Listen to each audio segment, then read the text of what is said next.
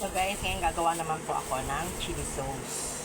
Ito po ay sauce na ginagamit ko po sa siomai, pork siomai, chicken siomai, tsaka po sa beef siomai.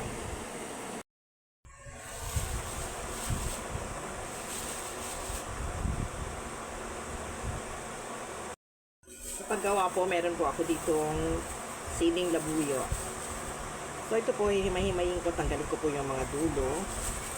At meron din po ako ditong garlic. So, chili garlic po to, at saka po nilalagyan ko po siya ng pulang asukal. Saka, so importante po yung ating oil.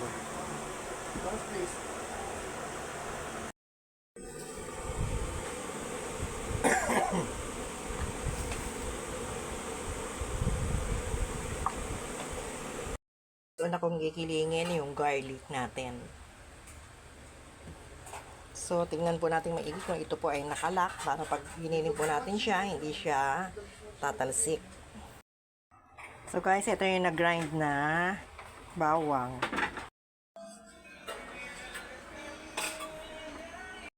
Mag-grind ko na tong siling labuyo.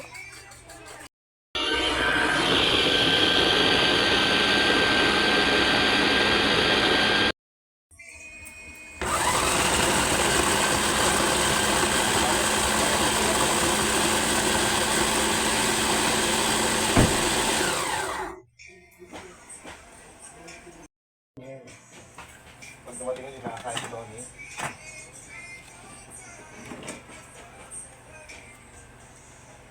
So, eto na yung ating giniling na sili.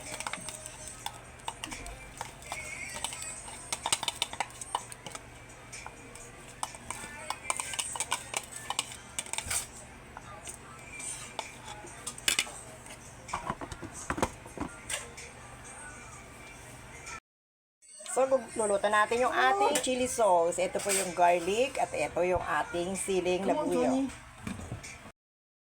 So guys, una kong lulutuin yung ating garlic.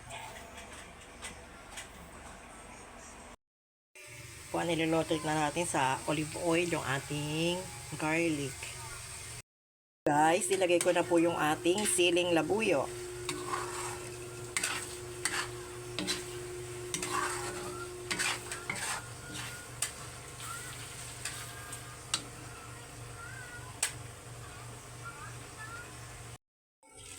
So guys, mag-add lang po tayo ng sugar para hindi siya masyadong ganong katapang yung anghang.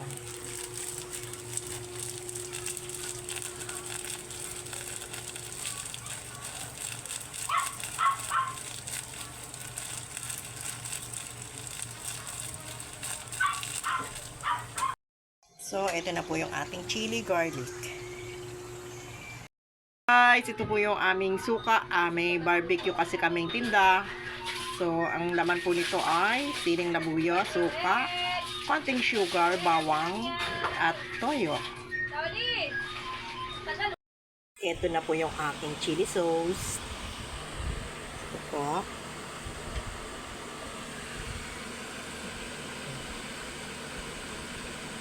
Ito naman po yung aking garlic sauce.